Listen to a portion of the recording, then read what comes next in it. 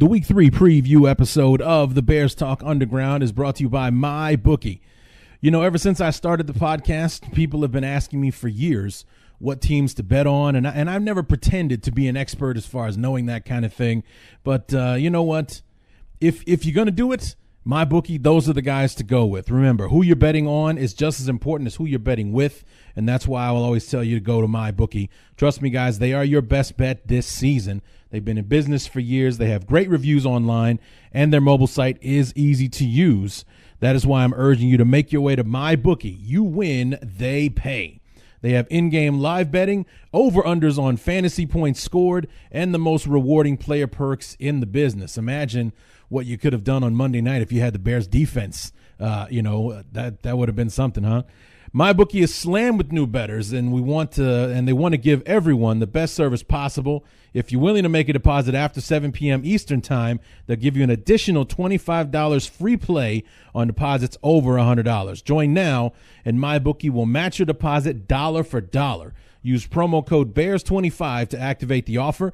Visit MyBookie online today. That's MyBookie, MyBookie. And don't forget to use the promo code BEARS25 when creating your account to claim up to $1,000 in free play. And if you're willing to hold out until after 7 p.m. Eastern, you can get that extra $25 in free play by using the promo code BEARS25. So it's up to you guys, but I'd wait until after dinner and take the extra money. It's a no-brainer if you ask me. So there you go. Head on over to MyBookie after you get done listening to the podcast, of course. You play, you win, you get paid. MyBookie. This week on the Bears Talk Underground, with our beloved Over the Hump getting their first win on Monday night against the Seahawks, they head out west to the desert, where the Arizona Cardinals await their arrival and are looking to end their own winless streak, knocking the Bears off of their high perch and sending them back down to reality. Can the defense continue their feverish pace and keep getting after it, or will they run out of gas? All of this and so much more on the Week 3 preview episode of the Bears Talk Underground. Hang up the telephone, I hear the dial tone, ringing out loud and I don't know why the 35 Black helping us say hello, the name of our brand new theme song. What's going on, everybody? Larry D back for the Week 3 preview episode of not the Chicago, what the hell? Bears Talk Underground. Sorry, guys, voice of habit. I've only been saying that for 12 seasons. I mean, this is number 12 that we're doing here, and for the first part of this 12th season, I uttered those words every single time. Welcome to Bears Talk Underground, the Week 3 preview episode, and Jess Root from cardswire.com and the Rise Up C-Red podcast will be joining us here in just a few minutes to help preview this game. Interview was a little short. I know some of you guys say I don't need to tell you this or anything like that, but we had some technical issues. It just and the only reason I mention it is because it kind of punctuates the night that I've been having. Been having some car trouble this week, and I just needed the car to get to. I just needed to get the car home tonight, so that I could drop it off at the mechanic, so that I could get fixed tomorrow on Friday when I get paid.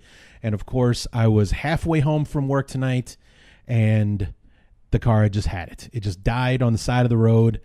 I tried to get it jumped. I made it about 30 feet from where it got jumped before the car died again. Had to wait another 45 minutes for a tow to come because the guy that came and jumped me was just a service vehicle. It was a Ford F-150 or something like that. And finally got it towed. Finally got it to the mechanic that was open until 10 o'clock. How many mechanics are open until 10 o'clock? It was bananas when I saw that. But then I had to get an Uber to get me from the mechanic to get me back to my apartment just in time to sit down and talk to Jess. And while we were getting into the conversation, things got hinky and went sideways on us and all the rest of that. However, I was able to salvage together from our conversation, and technical difficulties aside, a pretty decent 20-minute conversation between myself and Jess Root talking about the Bears and the Cardinals and what we can look forward to this Sunday. One tiny little fib that Jess did tell was he's saying that the team was at full strength.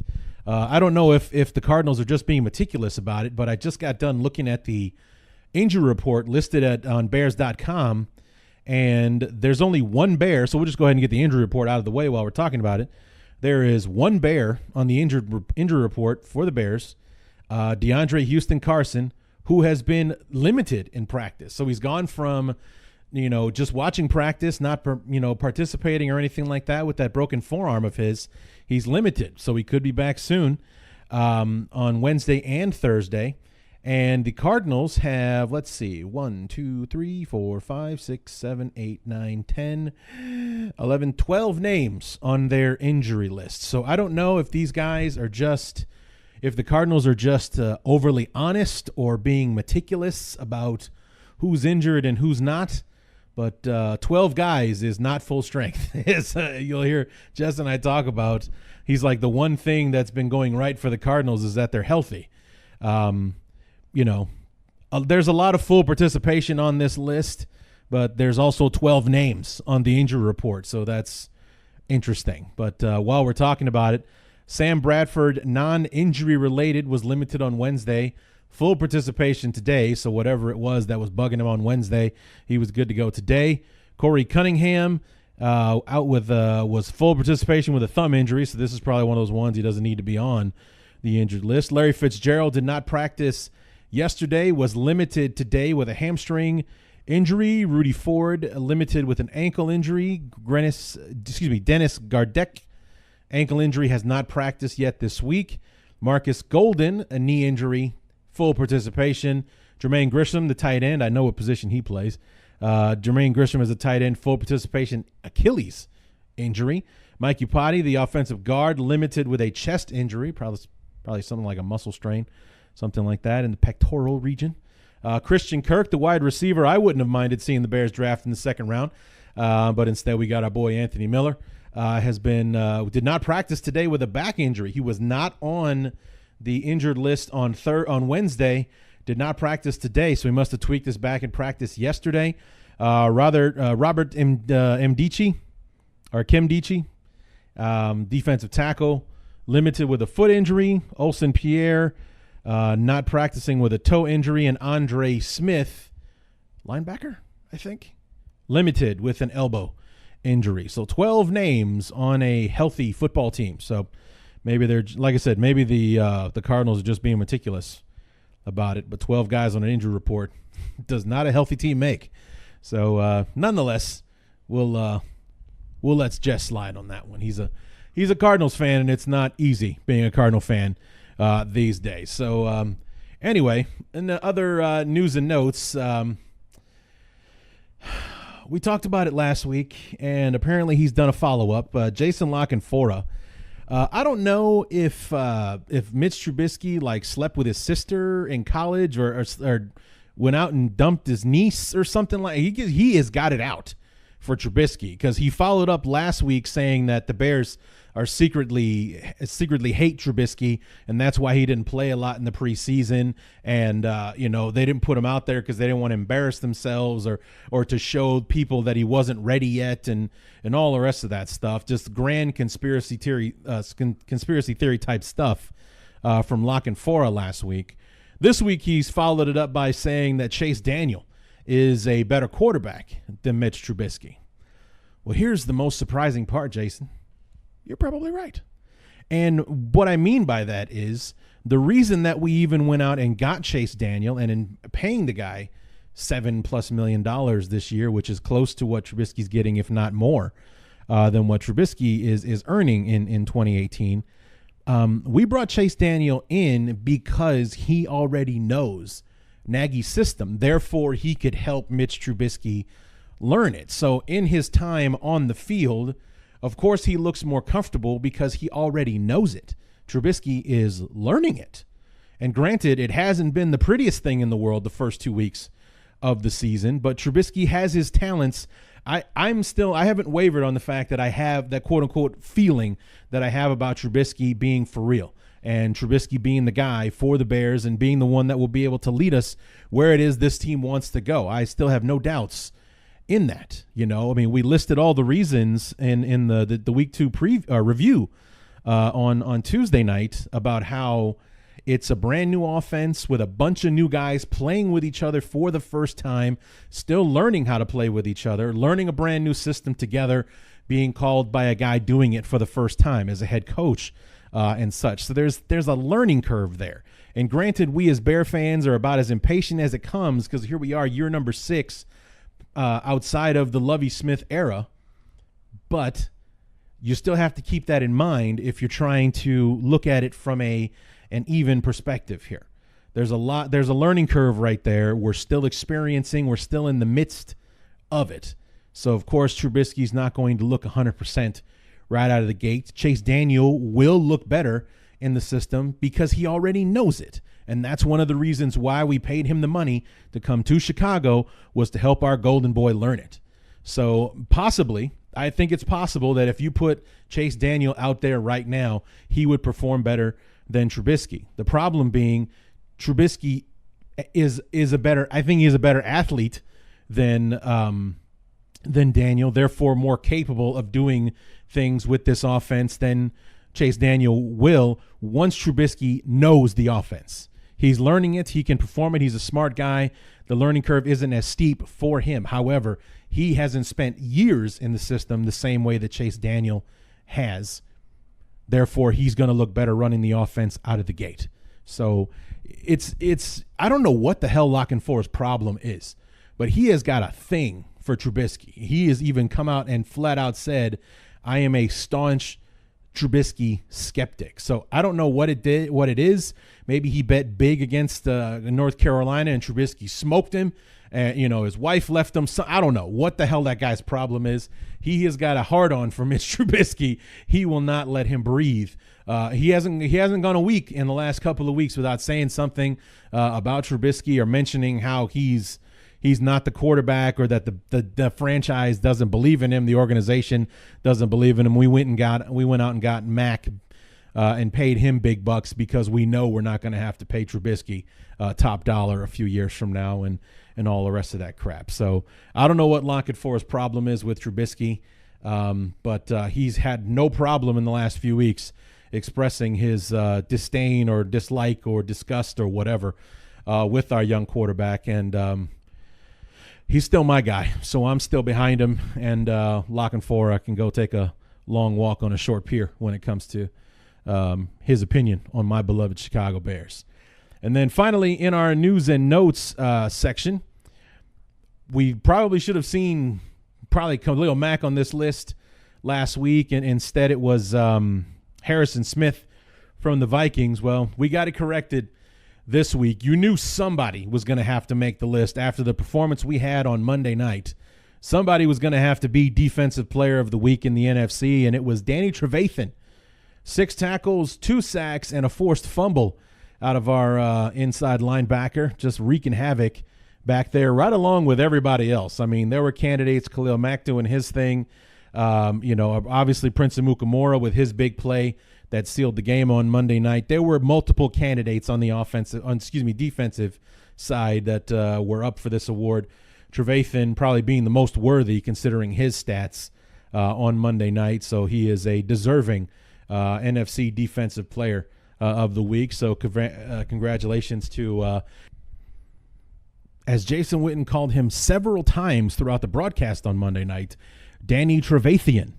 It was even a little Twitter thing this week. Trevathan, after hearing that Witten had been mispronouncing his name for the entire football game, said something to the effect like, guys, it's year 7. We should probably be pronouncing my name correctly at this point. Something in of that effect is what he put on Twitter. And he mentioned Jason Witten in that comment as well. So Danny Trevathan, also known as Danny Trevathan, the NFC Defensive Player of the Week. And then finally, before we get to our talk with Jess about the Bears and the Cardinals this weekend, number one, I'll be glad when this game is over, because then we can finally go back to the Bears playing at noon. I don't know about you, but my whole life, the Bears, especially here in the Midwest, the games start at noon. Now, wherever you are, maybe they start at 1 p.m. or whatever the case may be, but Sunday at noon, the Bears kick off. That's my whole life.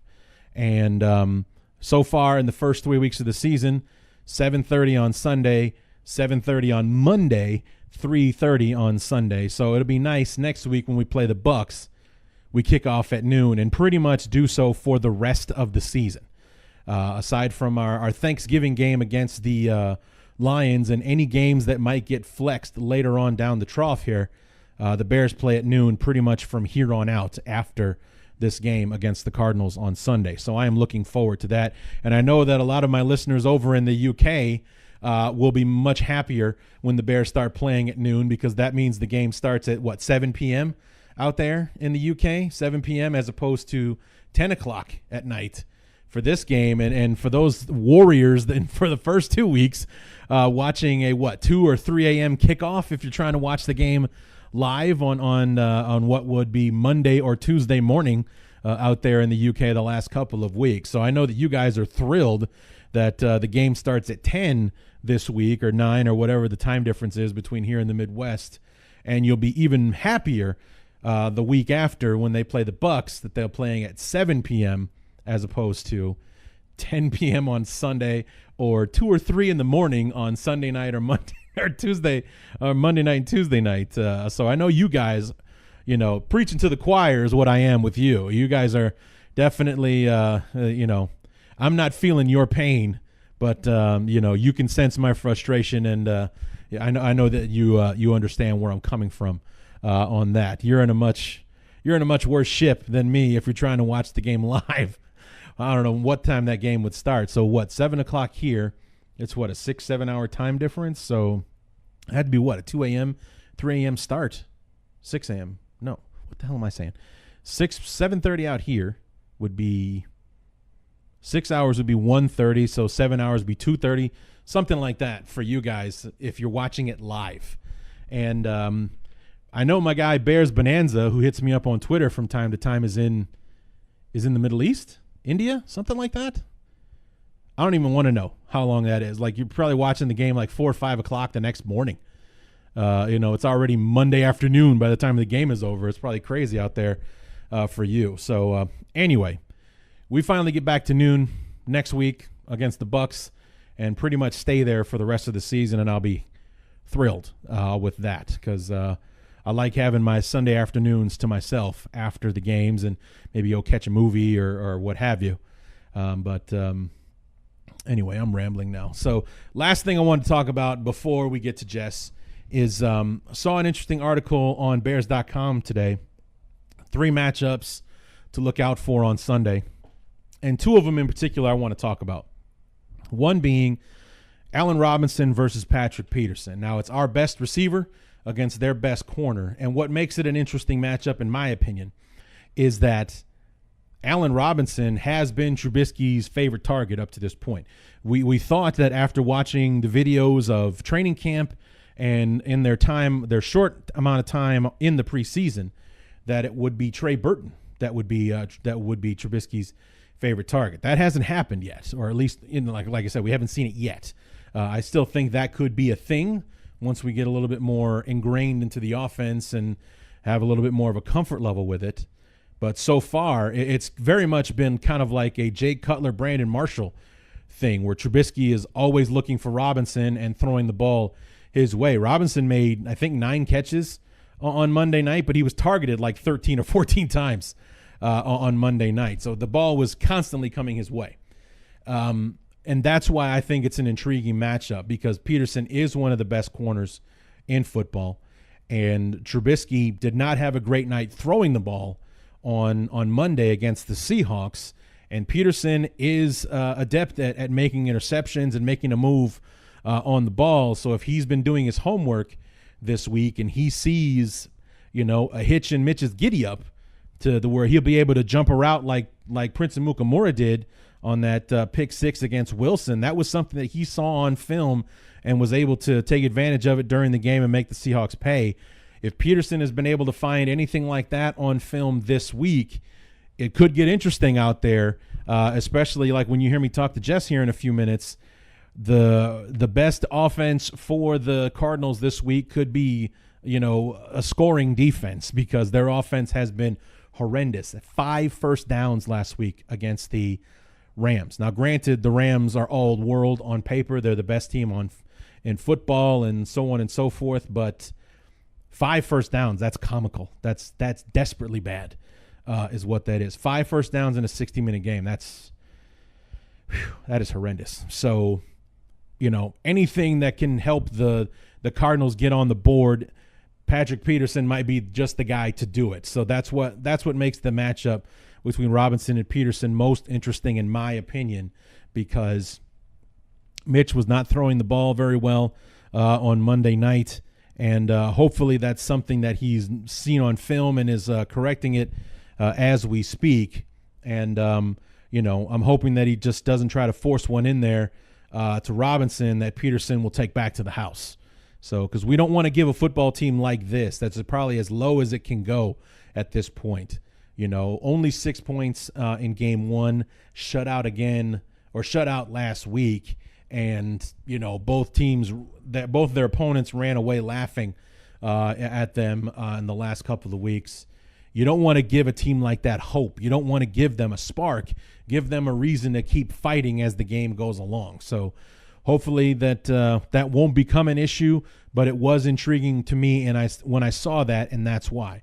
Peterson has the ability to flip the game, and Trubisky hasn't been throwing the football very well in these first 2 weeks, and Peterson is a fantastic corner and has the ability to make us pay for any mistake that Trubisky might make. And then finally, the second matchup of those 3 that I was intrigued by is the one that could give us the most problems on Sunday, and that is Charles Leno versus Chandler Jones. Chandler Jones, outstanding pass rusher, was with the Patriots, won a couple of Super Bowls with them, was traded to Arizona, and his level of play has not plateaued as some Patriot players do once they're traded away from the dynasty, from the empire, if you will. Chandler Jones still a stud, and Charles Leno, despite the fact that Pace saw the need to give that guy $9 million a season to be our left tackle for the next 4 years, is a very mediocre left tackle. I mean, at least when I noticed the guy, he's getting beat off the edge or something like that. I just don't see what Pace and company have seen, or what a lot of people have seen when they keep telling me that Charles Leno is improving. I'll take your word for it, because when I'm watching the guy, I don't like what I see. So that's an intriguing matchup for us, because Chandler Jones on the defensive side, he's an outstanding pass rusher. I think if he didn't lead the league in sacks last year, he was way close to the top in doing so in 2017. So definitely capable of making the Bears, making the afternoon a long one for Trubisky, or for Charles Leno in particular, if Leno isn't up to the task on Sunday. So there's a couple of matchups to keep your eye on Sunday. And with that, we'll go ahead and I will shut my trap and then open it again when I talk to our good friend Jess Root from cardswire.com, helping us preview Bears Cardinals for week number 3.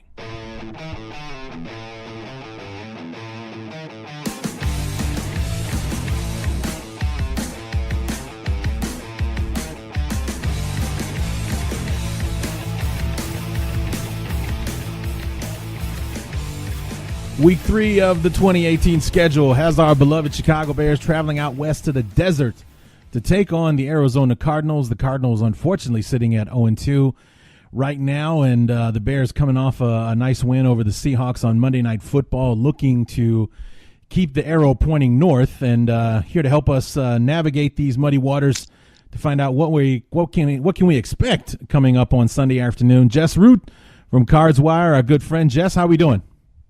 We're doing good, but the Cardinals are not doing well. So I personally am having things going well, but the Cardinals have been awful. I mean, I thought this team nationally, people thought this team was going to be terrible. And I scoffed at that. Like, look at the talents. You've got David Johnson, you've got Patrick Peterson, you've got Larry Fitzgerald, you've got Chandler Jones. This will be a competitive team. And I had them pegged somewhere between 6 and 10 wins, 10 being if everything goes well, right. 6 even if everything goes poorly. And they come out the gate, and they are the worst team in football so far this season. I don't think there's any doubt about it. They have 6 points in 2 games. They've given up 40 points in the second quarter. They cannot do anything offensively and barely show. There's some positive feels going towards the run defense. But, while the defense looks okay to start the game, it falls apart because the offense is awful. And so here we are with a Cardinals team that we hope to be competitive, and they've been anything but. They've been a joke. Yeah, so I mean, it's been kind of surprising. I mean, I know it was only preseason, but I got to watch a good portion of the game against the Saints, which was, I think, the second preseason game of the year, and I was impressed with what the Cardinals were doing, and I really liked what I saw from Sam Rose. And I think the couple of drives that I watched, he threw a touchdown pass in one of them, and it was interesting to watch. And I was curious as to seeing, what the Cardinals were going to be this year. I think you and I talked a lot about that over the summer when we were previewing the season and everything, with Steve Wilkes and this brand new regime of coaches and whatnot, and how the team would respond and with the pieces that you do have. And you listed them off. You got David Johnson. He's got his contract, so he's a happy guy now. You got Chandler Jones, one of the best pass rushers in the NFL on the defensive side, along with arguably the top corner in the league, and Patrick Peterson. So you do have some things to hang your hat on. And then I'm looking at week 1, 24-6, and then last week 34-0. And, it's like, so obviously the offense is a huge problem. And as you stated a moment ago, the defense is tough in the beginning, but falls apart because you're losing the time of possession battle, I think, an average of 10 minutes in the first 2 games. I mean, what really is going on with the offense? I mean, is the O-line not gelling so David Johnson can't get going? Is Bradford as bad as he has been in the past, or what's going on there? Pick your poison. It's everything. The play calling looks terrible. The run plays are very boring. They've been using David Johnson very strangely, considering the skill set. It's like Mike McCoy is stuck in the early 2000s as to what running backs did. So let's run inside zone right, inside zone left. And I mean, that's fine, but you can't only do that with a guy like David Johnson, who's special. I mean, might be the best running back in the league overall. And what he does so well is his versatility. He last season, nearly a quarter of his snaps were out lined up at receiver. Well, I mean, okay, over his career, let's say 2016, not last season. Right. Last season he played most of one game. But in 2016, it was nearly a quarter of his snaps were out as a receiver, out lined up wide or lined up in the slots. So far this season, been 4%. So they're not running the ball a lot just because they're not getting a lot of plays. And then when they get them involved in the passing game, it's been outlet pass, dump off pass. So it's not like you're taking advantage of much that way. So it boils down to this. The offensive line has not been good yet overall, and so they're not giving Sam Bradford enough time to feel comfortable. Sam Bradford does not feel comfortable, and he's not trusting he's dumping the ball off, dump off. Probably what you guys are familiar with from Mike Glennon last year. Yeah. It's been dump off after check down after check down. Throw into and there's guys open down the field, or if he waits a half a second longer, he has a play down the field, but he's checking everything down. It's very vanilla. And, so the offensive line isn't quite there. The Bradford's not comfortable behind the offensive line. He's not patient. He's making the first throw. The receivers don't always get separation. And then the defense, they're down early. Well, once they get to the second quarter and the floodgates open, then every offensive game plan is out the window. And so you can't really run the football after that. Because when they've started to run the ball early in the game, they've had success. They've just been really bad on third down. So you get the combination of everything. And there's been mentalist mistakes too. So it's kind of there are assignment mistakes kind of going around the entire offense at different times. And what you have is the worst offense in football because, well, one, they're still adjusting to the new scheme. So there's people making mistakes. At least it's like one person's making a mistake every play, but it's not the same person. Their game plan's down. The play calling is boring. Sam Bradford's not playing well. He looks washed. I mean, Sam Bradford is a talented quarterback. We've heard about all offseason about how accurate he is. And we've seen, since his St. Louis days, his play has been very good. And so you'd think that the Cardinals would be a middling team, but he looks washed up. There's no pop to his throws. He's not comfortable. he's not making throws down the field. The receivers aren't getting plays. The running game isn't there, and the defense is falling apart. And so just everything, it's literally everything that could be going wrong other than health is going wrong. So everything that, yeah, like you said, it's worst case scenario across the board, except everyone is healthy somehow. Yes. That's the one thing that's going right, is that they can all suck at full strength. That's what's going on Yes, at the that's moment. basic. That is the season in a nutshell. Wow. A healthy suck. That's just. Wow. We can't even use it as an excuse. Yeah, I mean that's frustrating. I mean, at least that in Chicago, that has been a quote unquote excuse that we've been able to use the last few years, because we've led the league in injured reserve since John Fox took over. It's like we would have pretty much anyone who was anyone on the team would be on injured reserve at some point during the season, and so we could kind of hang our hat on the fact that we didn't have the soldiers that we came with. We had the backup guys, after the first wave came through, kind of thing, and it's unfortunately for you guys, I mean, it's still early in the season, so maybe that can be your excuse by the end of the year. But right here, right now, everybody's healthy, but nobody's playing well. Right, and the with what we've seen, it's kind of sucked any hope into the season out. Now, there were lots of people that weren't expecting much, so there's that. The issue is, and I believe a lot of the issues are simply things will correct themselves out of familiarity with the system.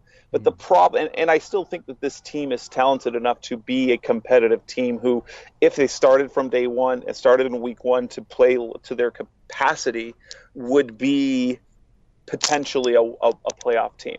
But what I at this point, what I believe is going to be happening is, one, they're going to be put in such a big hole. I mean, we're staring at 0-3 in the face, and with the teams that are coming up, they could be staring at 0-6, 1-5, 1-7, 0-7 before things turn around. And even if over the last 7 to 9 games they are a competent football team, the memory of this year will be how awful they were. Right. And I was very interested in the Cardinals this year, because there were a lot of questions coming in with Arians leaving, and Wilkes coming in, and Larry Fitzgerald does come back. You resolved the contract thing with David Johnson.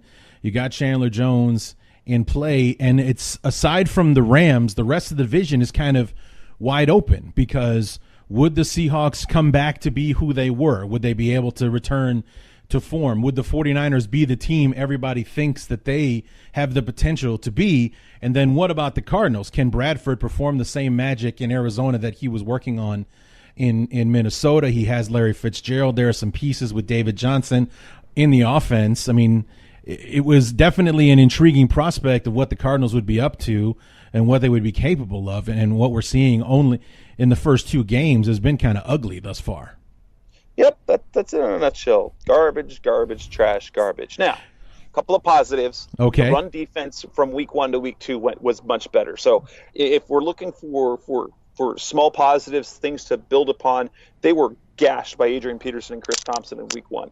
Todd Gurley, tough yards. Los Angeles ran the ball 33 times, only 90 yards on the ground, so there was less than 3 yards a carry. Todd Gurley was held to under 4 yards a carry. So the running game went well. The run defense went well. They gave up 3 touchdowns to Gurley, but that was, you can't stop him at the goal line pretty much. Sure.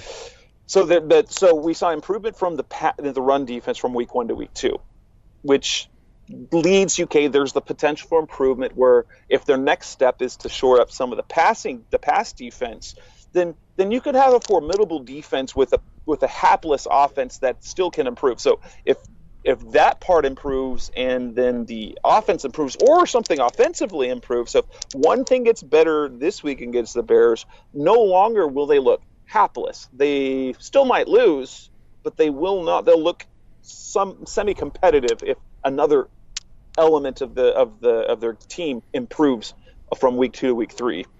Right. So, I mean, I was just looking at just comparing the stats from week 1 to week 2. And as you mentioned before, they've given up 40 points thus far in the second quarter, and in both, if I'm not mistaken, both games in the first quarter ended a 0-0 tie. Yes, and then correct. halftime against the Redskins, you're down 21-0. Halftime against the Rams, you're down 19-0. So what is it about that second quarter that's been killing you guys so far? The offense. The defense is playing adequately in the first quarter, but the offense is struggling so badly that it puts the defense in bad positions, and then the floodgates open. And so short field, big play here or there, and then the floodgates open, and then it becomes 3 and out, and they get the ball back. And that's kind of been the case. Is, I felt that the coming into the year, kind of the blueprint for this team was to have a stout defense up front.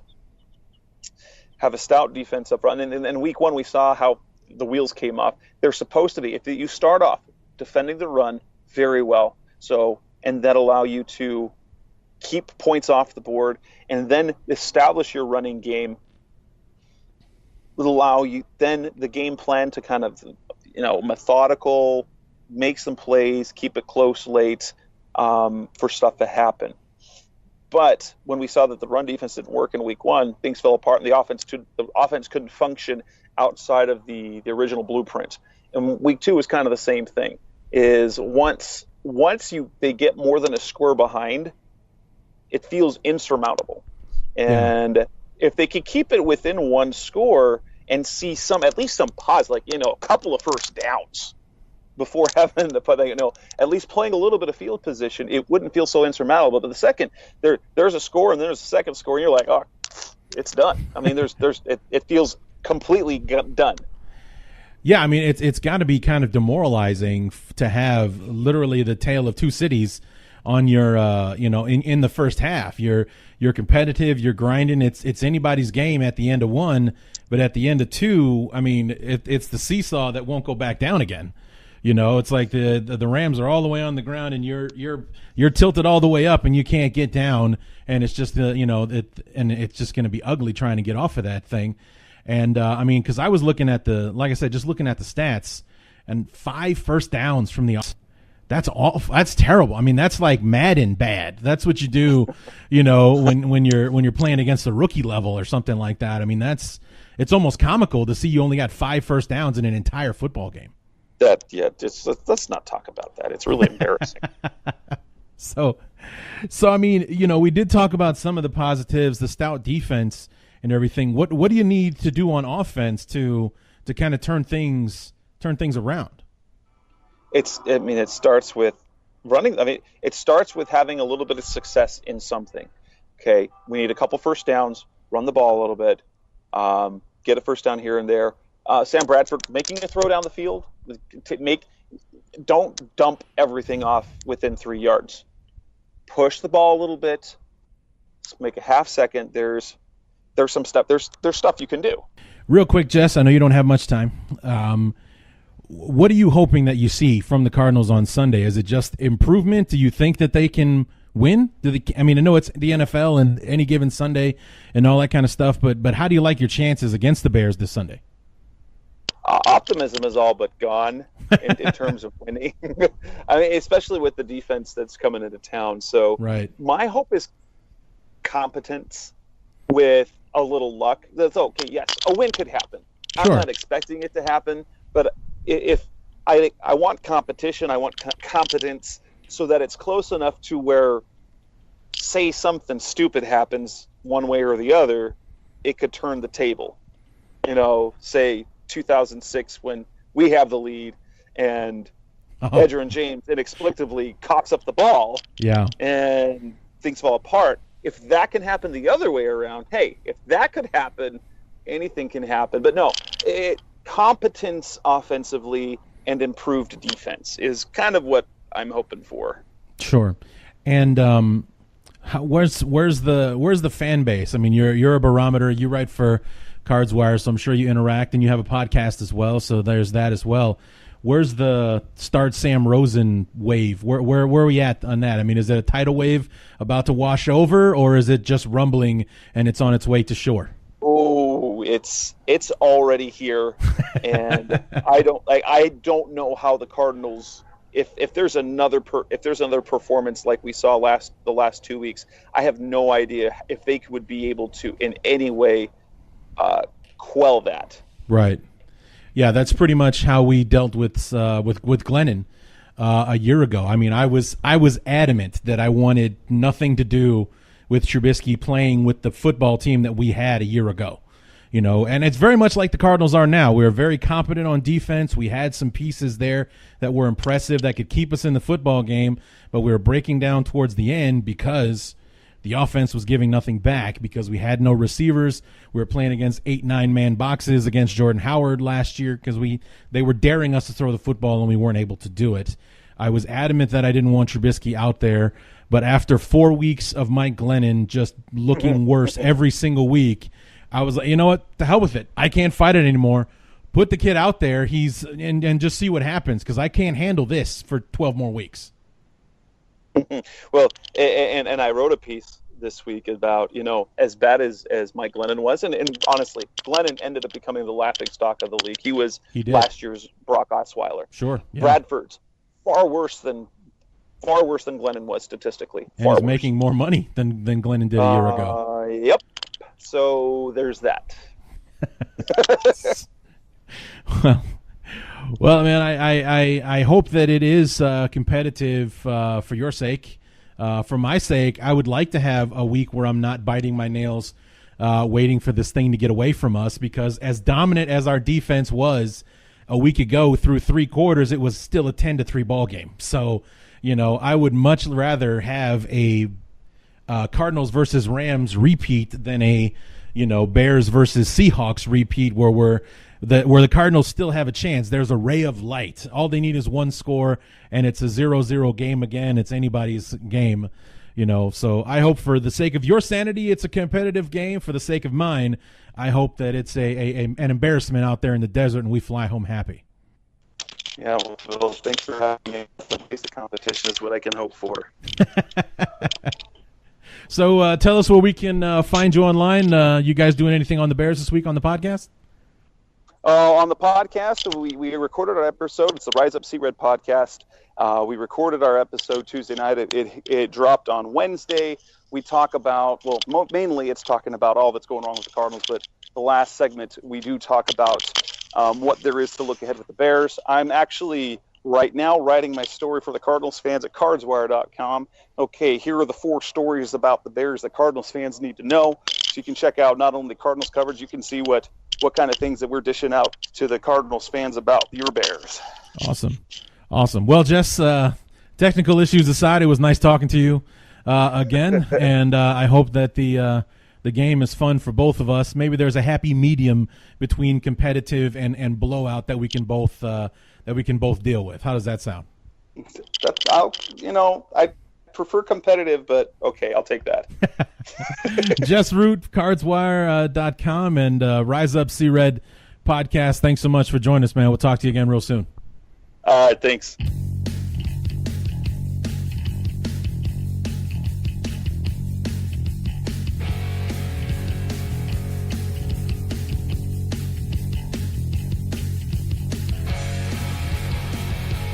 I want to thank Jess Roots for joining us. You can check him out on the Rise Up See Red podcast and cardswire.com. Go ahead and check out their episode for this week and see what they had to say about our beloved Chicago Bears. And I believe either Jess or both of them actually were on Locked On Bears with Lauren Cox, our other good friend, this week. We'll be hearing from Lauren soon when we do our first quarter review when we have our bye week here in a couple of weeks. So hopefully we'll be having Lauren on for that show again and compare notes on what we've seen in the first 4 weeks. And before we get to our closing segment here, and I give you the do's and don'ts for this weekend. Remember, guys, who you're betting on just as important as who you're betting with. So you want to go with MyBookie. MyBookie being slammed with new bettors and wants to give everyone the best service possible. If you're willing to make that deposit after 7 p.m. Eastern, give you an extra $25 in free play. Deposits over $100. So free money. Who would want to turn that down? You know what I'm saying? So join now, and MyBookie will match your deposit dollar for dollar. Use promo code BEARS25. That's a new one, BEARS25, to activate the offer. Visit MyBookie online today. That's MyBookie. And don't forget to use the promo code BEARS25 when creating your account to claim up to $1,000 in free pay. So it's up to you guys, but I'd wait until after dinner, 7 p.m. Eastern. You get an extra $25 and take that extra money. You play, you win, you get paid with MyBookie. So here we go. What we need to do on defense, it's simple. Keep doing what you're doing. Keep getting after the passer. Keep creating your own opportunities. Keep the football in the offense's hands, and while you're at it, you've been doing it for the first 2 weeks of the season. Score your own points too. That does not suck. It's been pretty awesome to see the defense scoring some points on their own. I mean, we owe 14 of the points that we've scored thus far from the defense. So that's been pretty awesome to see, and just see how many mistakes we can generate against this Cardinal football team. I mean, you heard Jess talk about it briefly there. About it seems like somebody's making a mistake on every play, and with guys learning this offense, somebody's getting something wrong, and it's showing up big on the field. And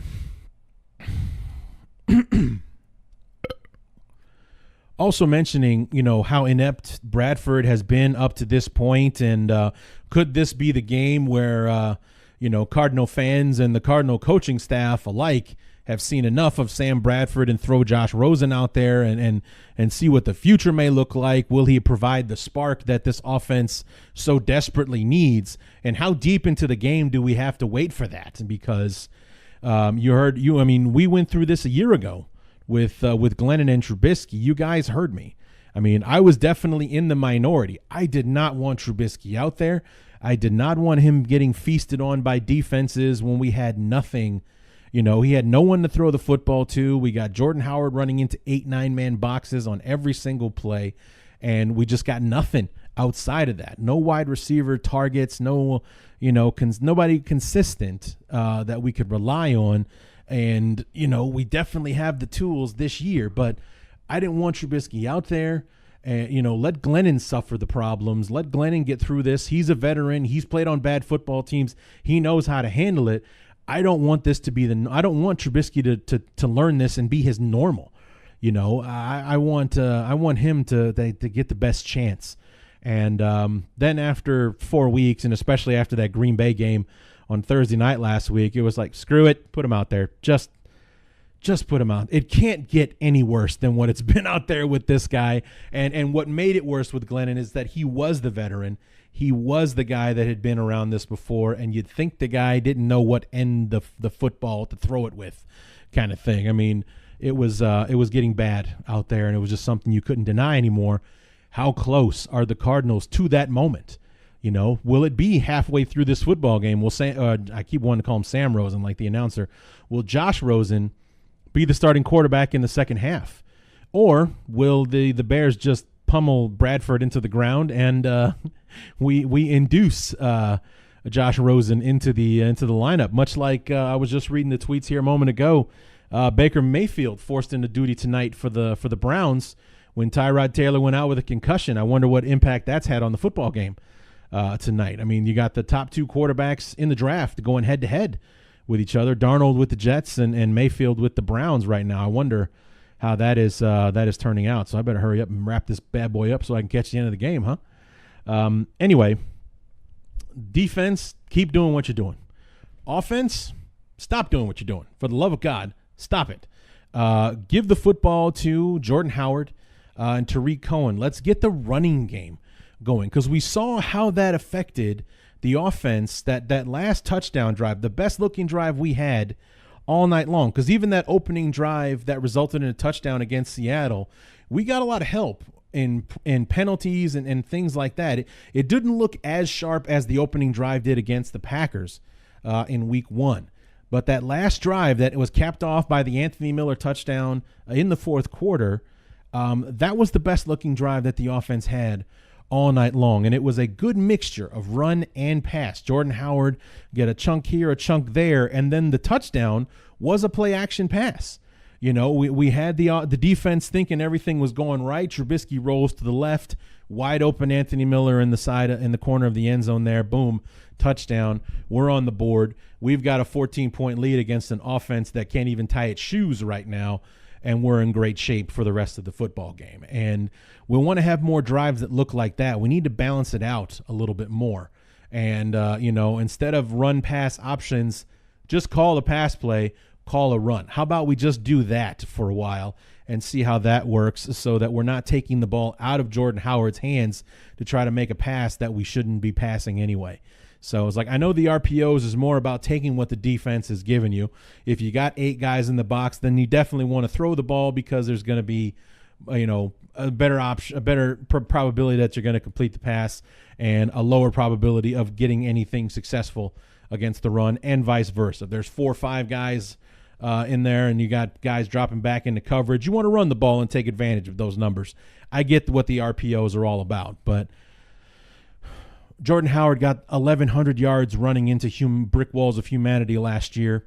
I'm sure he can manage if we just give him the football.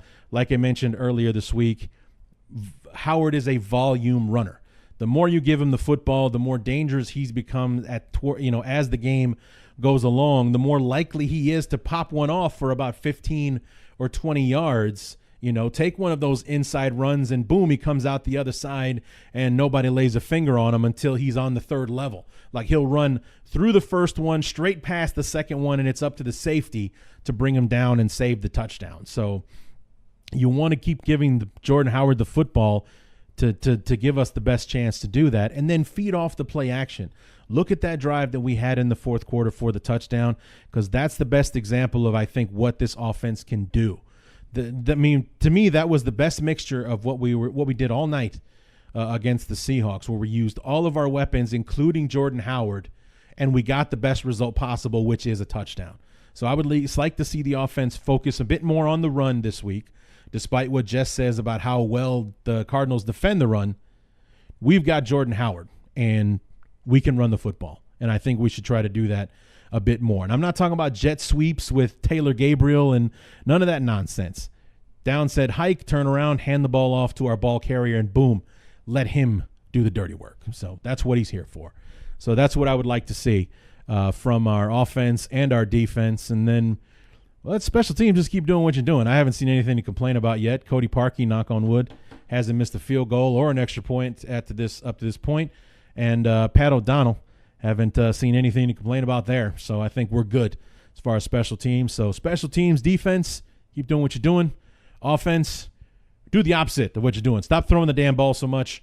Run it some more, and then run the offense off of our running game, because we've got Jordan Howard. The defense has to respect that, and that's what made this year so enticing, because we couldn't wait to see what Jordan Howard and what the offense would be capable of when defenses have to respect the pass. That's going to open things up for Howard and the running game. He got 1,100 yards running into 8-9 man boxes last year. They knew we were running the football, and he kept producing anyway. Now that we have a Robinson and a Gabriel, a Trey Burton, Anthony Miller, they know that they can't just sit there in an 8-man box, or we'll tear them to pieces with the passing game. Let's take advantage of that. Let's run the ball a bit more, because they're not going to be loading up the box on every play. We got to take advantage of the R in RPO, and I think our offense will thrive off of that. So there you have it, folks. That's going to do it for the Week 3 preview of the Bears Talk Underground. Not the Chicago Bears review. The Bears Talk Underground. And come back on Monday when we review this matchup between the Bears and the Cardinals, see how it all went down. Are we a 2-1 team heading into a big matchup with the possibly undefeated Tampa Bay Buccaneers next Sunday? Or are we 1-2 trying to figure out how we lost to the worst football team in the NFL right now? Should be interesting. We'll have bear ups and bear downs, knee-jerk reactions, which will probably be extremely interesting if we lose this game on Sunday, so you don't want to miss it. Come back on Monday, and until then, my name is Larry D, and this has been the Bears Talk Underground.